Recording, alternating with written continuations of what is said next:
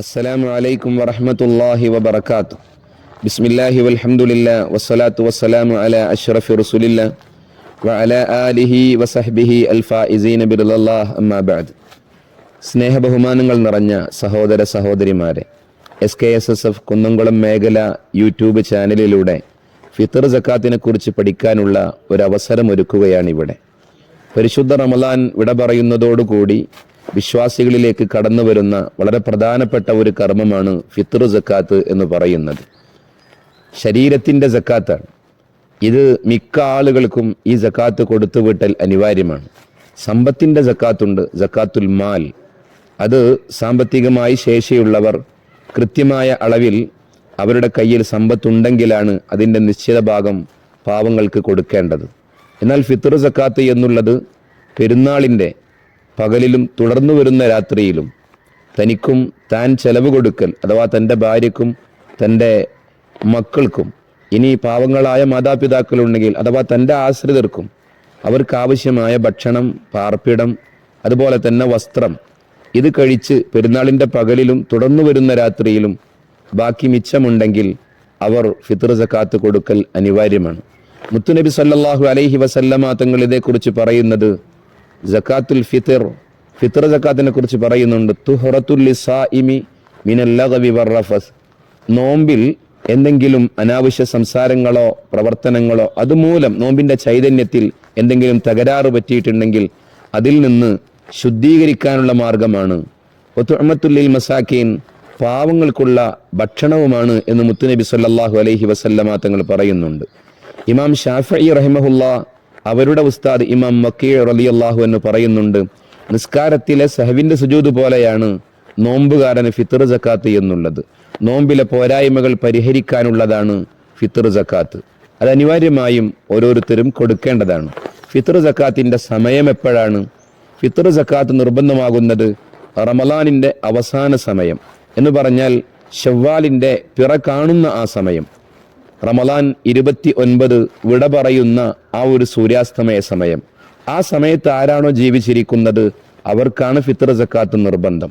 ഉദാഹരണമായി പറഞ്ഞാൽ വൈകിട്ട് ഏകദേശം റമളാൻ വിട പറയുന്നത് റമളാൻ 29 അതിൻ്റെ ആ പകൽ അവസാനിക്കുമ്പോൾ ആ രാത്രിയിലാണ്, ആ മഗ്‌രിബിന് ശേഷം മാസം കാണുന്നുവെങ്കിൽ റമളാൻ വിട പറഞ്ഞു. അതല്ലെങ്കിൽ റമളാൻ 30 പൂർത്തീകരിച്ച് ശവ്വാൽ 1 ആരംഭിക്കുന്ന ആ ഒരു സൂര്യാസ്തമയ സമയം, അപ്പോൾ ആര് ജീവിച്ചിരിക്കുന്നുവോ, ഉദാഹരണമായി പറയുകയാണെങ്കിൽ ആ സൂര്യാസ്തമയ സമയം ഒരു 6:40 എന്ന് നമ്മൾ മനസ്സിലാക്കുക. അപ്പോൾ 6:30 ഒരാൾ മരണപ്പെട്ടിട്ടുണ്ടെങ്കിൽ അയാൾക്ക് ഫിത്ർ സക്കാത്ത് നിർബന്ധമില്ല. 6:50 അഥവാ ആ സൂര്യാസ്തമയ സമയം, ആ മഗ്‌രിബിന്റെ സമയം കഴിഞ്ഞിട്ട് ഒരാൾ മരണപ്പെട്ടാൽ, ഒരാൾ പുതിയതായി ജനിച്ചു കഴിഞ്ഞാൽ അവർക്കും നിർബന്ധമില്ല. ഈ ഒരു സമയത്ത് ആരാണോ ഉള്ളത് അവർക്കാണ് ഫിത്ർ സക്കാത്ത് നിർബന്ധമുള്ളത്. ഇനി ഒരാൾ ആ സൂര്യാസ്തമയ സമയത്തിന് മുമ്പ് ഒരു 6:30 മരണപ്പെട്ടു പോയിട്ടുണ്ടെങ്കിൽ അവർക്ക് ഫിത്ർ സക്കാത്ത് നിർബന്ധമില്ല. അതുപോലെ തന്നെ അതിനുശേഷം ജനിച്ചാലും ഫിത്ർ സക്കാത്ത് നിർബന്ധമില്ല. മറിച്ച് ഇതിനു മുമ്പ് ജനിച്ചാൽ അവർക്ക് ഫിത്ർ സക്കാത്ത് നിർബന്ധമുണ്ട്. ഇതിന് ശേഷം മരണപ്പെട്ടു പോയാലും അവർക്ക് ഫിത്ർ സക്കാത്ത് നിർബന്ധമുണ്ട്. ഞാനിത് കൃത്യമായി പറയാൻ കാരണം ആ ഒരു സമയത്ത് ജീവിച്ചിരിക്കുന്ന ആളുകൾക്കൊക്കെ ഫിത്ർ സക്കാത്ത് കൊടുക്കൽ അനിവാര്യമാണ്. ഇനി എന്താണ് ഫിത്ർ സക്കാത്ത് കൊടുക്കേണ്ടത്? ഈ ഫിത്ർ സക്കാത്ത് കൊടുക്കുന്ന മനുഷ്യൻ അവൻ ഉൾക്കൊള്ളുന്ന പ്രദേശത്ത് സാധാരണ ഭക്ഷണം എന്താണോ അതാണ് കൊടുക്കേണ്ടത്. ഉദാഹരണമായി നമ്മുടെ നാട്ടിൽ അരിയാണ് നമ്മുടെ മുഖ്യ ആഹാരം എന്നുള്ളത്. അപ്പോൾ നമ്മൾ അരിയാണ് കൊടുക്കേണ്ടത്. ഇതൊരു ഇബാദത്താണ്. അതുകൊണ്ട് മുത്തുനബി സല്ലല്ലാഹു അലൈഹി വസല്ലമ തങ്ങൾ പഠിപ്പിച്ച രീതിയാണ്. പലരും ചോദിക്കാറുണ്ട്, എല്ലാവരുടെയും വീട്ടിൽ അരി ഇഷ്ടം പോലെ ഉണ്ടല്ലോ, അപ്പോൾ പിന്നെ പൈസ കൊടുത്താൽ പോരെ? അതല്ലെങ്കിൽ മറ്റു സാധനങ്ങൾ, പഞ്ചസാരയോ മുളകോ മല്ലിയോ ഒക്കെ കൊടുത്താൽ പോരെ? റസൂലുള്ളാഹി തങ്ങൾ ഇവിടെ പറയുന്നത് കൃത്യമായി ഇമാം ഷാഫി റഹിമഹുല്ലാ അത് പഠിപ്പിക്കുന്നത്, ഷാഫി മദ്ഹബിന്റെ പ്രബലമായ അഭിപ്രായ പ്രകാരം നാം കൊടുക്കേണ്ടത് നമ്മുടെ മുഖ്യ ആഹാരമാണ്. അപ്പോൾ നമ്മൾ അരിയാണ് കൊടുക്കേണ്ടത് എന്ന് കൃത്യമായി നമ്മൾ മനസ്സിലാക്കുക. ഇനി എത്രയാണ് കൊടുക്കേണ്ടത്? ഒരു സാ ആണ് കൊടുക്കേണ്ടത്. ഒരു സാ എന്ന് പറഞ്ഞാൽ അത് ലിറ്റർ കണക്കിന് 3 ലിറ്ററും 200 മില്ലി ലിറ്ററുമാണ്. ലിറ്റർ കണക്കിന് കൃത്യമായി നമുക്കത് കണക്കാക്കാൻ കഴിയും. എന്നാൽ കിലോഗ്രാം കണക്കിലാണെങ്കിൽ അത് തൂക്കുമ്പോൾ വ്യത്യാസം ഉണ്ടാകാം. ചില അരികൾ ചെറുതാണെങ്കിലും ഖനമുണ്ടാകും. അപ്പോൾ അത് തൂക്കുമ്പോൾ ഒരു പക്ഷേ 2 കിലോ 400 ഗ്രാം അങ്ങനെ ഉണ്ടാകാം.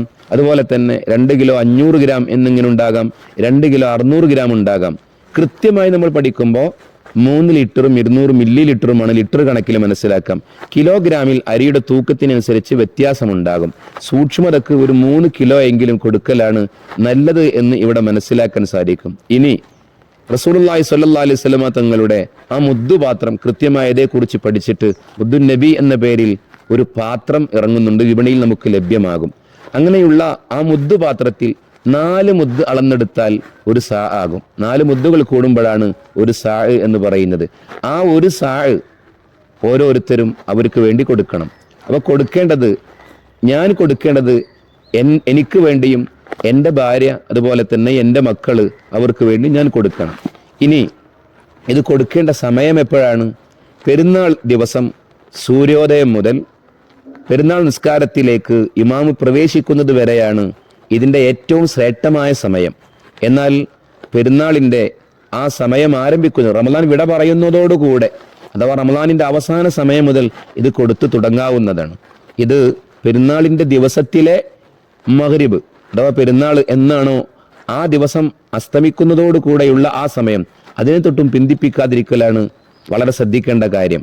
അപ്രകാരം തന്നെ റമദാൻ 1 തൊട്ടേ കൊടുത്തു തുടങ്ങാം. പക്ഷേ ഈ റമദാനിൻ്റെ അവസാന സമയമാകുമ്പോൾ ഈ കൊടുക്കുന്ന ആള് കൊടുക്കാൻ അർഹനും നാം ആർക്കാണോ കൊടുത്തത് അവർ ഇത് വാങ്ങാൻ അർഹരും ആയിരിക്കണം എന്ന് നമ്മൾ പ്രത്യേകമായി ശ്രദ്ധിക്കേണ്ടതുണ്ട്. ഇത് ഏറ്റവും അനിവാര്യമായി നമ്മൾ മനസ്സിലാക്കേണ്ടതാണ്. ഇനി ഇത് എവിടെയാണ് കൊടുക്കേണ്ടത്?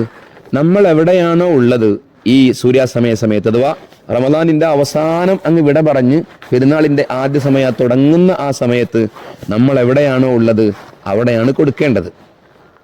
അപ്രകാരം തന്നെ ഷാഫി മദ്ഹബ് അനുസരിച്ച് ചില അഭിപ്രായങ്ങൾ കാണാം. ആ നാട്ടിൽ ഇനി അതിന് വാങ്ങാൻ അർഹരായ ആളുകൾ ഇല്ല എങ്കിൽ മറ്റു നാടുകളിലേക്ക് നക്കൽ ചെയ്യാമെന്ന്.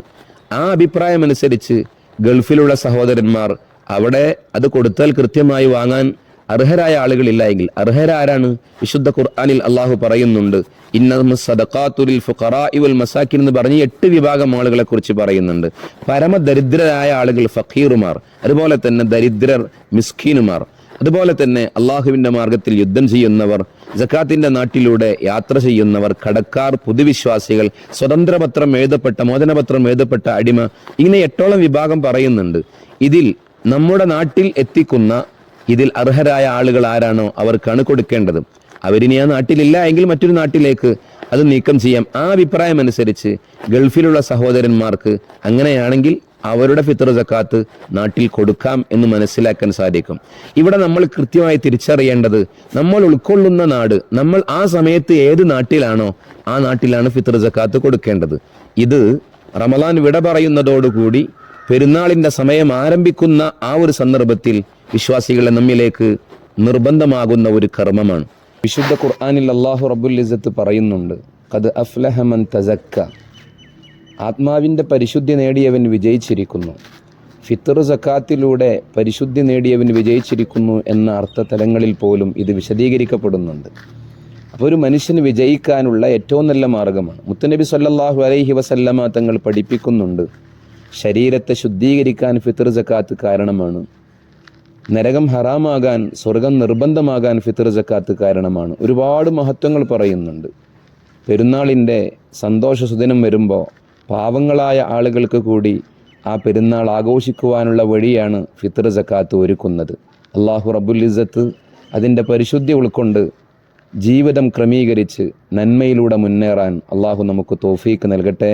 ഫിത്ർ സക്കാത്തിൻ്റെ പരിശുദ്ധി ശരിക്കും ജീവിതത്തിൽ ഉൾക്കൊണ്ട് അത് കൊടുത്തു വീട്ടുന്നതിൽ ശ്രദ്ധ പുലർത്താൻ അള്ളാഹു ഈ ഒരു സന്ദേശത്തിലൂടെ, ഈ ഒരു വിജ്ഞാന സദസ്സിലൂടെ അള്ളാഹു വഴിയൊരുക്കട്ടെ എന്ന് പ്രാർത്ഥിച്ച് ഇതിൻ്റെ പിന്നിൽ പ്രവർത്തിച്ചവർക്കൊക്കെ അള്ളാഹു ഉന്നതമായ പ്രതിഫലം നൽകട്ടെ. പെരുന്നാൾ സന്തോഷത്തോടുകൂടി ആഘോഷിക്കുവാൻ അള്ളാഹു നമുക്ക് ഭാഗ്യം നൽകട്ടെ.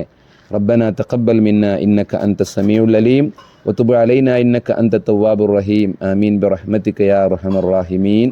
എല്ലാവരും പരസ്പരം ദുആയിൽ ഓർക്കണം, ഉൾപ്പെടുത്തണമെന്ന് അറിയിക്കുന്നു. അസ്സലാമു അലൈക്കും വറഹ്മത്തുള്ളാഹി. സ്വല്ലല്ലാഹു അലാ മുഹമ്മദ് യാ റബ്ബി സ്വല്ലി അലൈഹി വസല്ലം.